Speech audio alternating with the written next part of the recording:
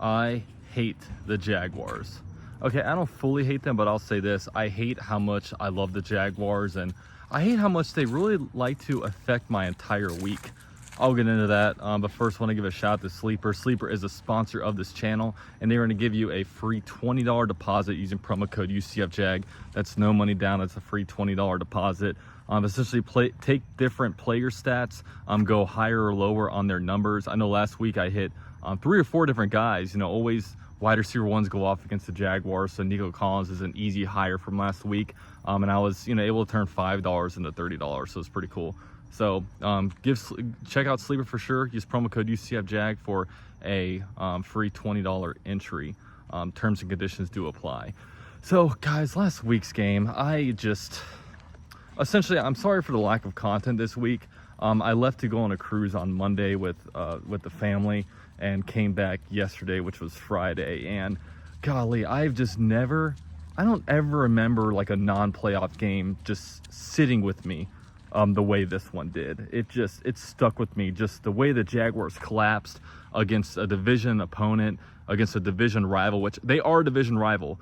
It's crazy how Texans fans act like they don't give a crap about us. Oh, the Jaguars are poverty. We don't even care. They're just a little blip on my radar. But they're all over my comment section, going all over me and always talking all this shit to me. So yeah, they act like they don't care. But them playing the Jaguars, they care about it. It's just like us, our home streak against the Colts, how we haven't lost them since 2014. I mean, they love the fact that it keeps going. And I don't think the Chiefs cared about like the 8-game winning streak they had against us before we snapped it. But I'll tell you, they love their dominance over us. But just the collapse in which that happened, where you lost a 19-point lead, all the talk about just Trevor Lawrence getting more and more heightened up, and that's one. I think the main takeaway right now through all this season is like, golly, it feels like our roster has a long way to go.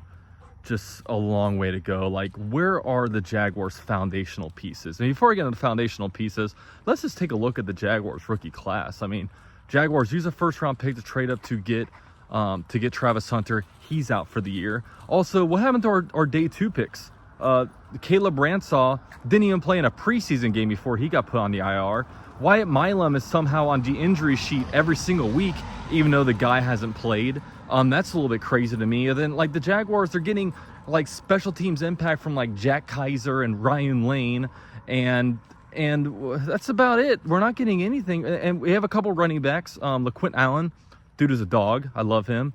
Bashal Tootin, he's been pretty good in his role, but outside of a couple running backs and some special teamers, we're not getting jack crap out of this rookie class, and it's a completely, undetermined thing. And you go around like Mason Smith, huge bust. We have a huge need at interior defensive line. Josh Hines-Allen and Trayvon Walker, neither of those guys are playing good. And I'm just sitting here like, we really drafted Trayvon Walker over Aiden Hutchinson. And it's just, I don't know, like, the Jaguars have the Chargers tomorrow. I'm looking forward to this game just so we don't have to sit here and keep thinking about Houston. Chargers are a really good team. The Jaguars could beat them and get back on track or whatever. Like, I'm hoping the Jaguars can maybe grab a wild card spot, sneak in there. Then let's be real, I don't know if the Jaguars have any chance. I mean, once you get into the playoffs, it's anybody's game. You could have good weeks and good matchups and do well, but golly, it's just, this team is so injured right now. I mean, you look at this injury sheet and like, hell, even Logan Cook is on their injury sheet. Like, how are all these players just popping up with injuries right now? It's just, a deep dive needs to be done this offseason. And, our offensive line, Walker Little's trash. Just, oh gosh, it's just so bad right now. So I don't know. Maybe we can win tomorrow. We can flush it. We'll see how Trevor Lawrence does. Just, I feel like Trevor Lawrence right now, we just had this mid quarterback, this mid tier, this guy that's right in the middle of the pack that, might be have too many traits to move on from, but he's not bad enough where he's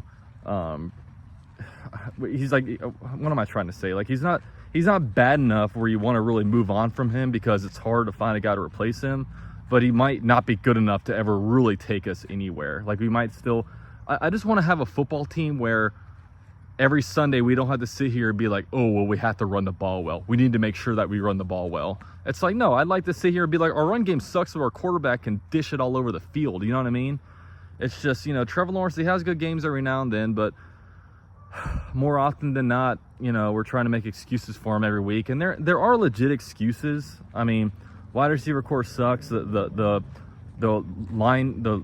offensive line sucks. But, I mean, you look over at Justin Herbert, fuck, he's dealing with the same stuff, you know? His offensive line has been injured as hell.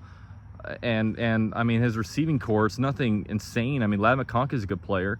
You know, Keenan Allen's still out there doing stuff. But, you know, he doesn't have Jamar Chase and these guys out there, so I don't know. We'll see. I'll, of course, be live for the game tomorrow, but got to flush it. And this has been a rough week, especially if you guys were in there on the AFCs. If you guys were at the AFC South Roundtable, comment below.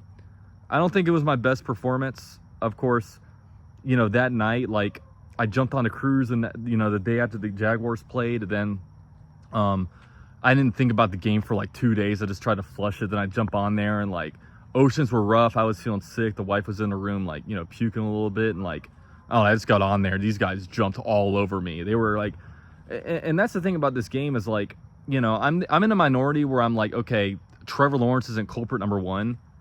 You know, it's the defense letting up a 19-point lead and back-to-back weeks where the final 3 drives for the opponents leads to touchdowns. So I'm like, this needs to be the point of conversation here, but everybody wanted to jump on Trevor Lawrence being the issue, which is fine. He's the quarterback. He takes a lot of the brunt of the blame, but I mean, our defense, it's just awful. Can't get pressure rushing 4. You try to send blitzes, and the blitzes don't get anybody. I don't know, man. I mean, you let Geno Smith dice you up. You let Davis Mills dice you up. Now you got Justin Herbert.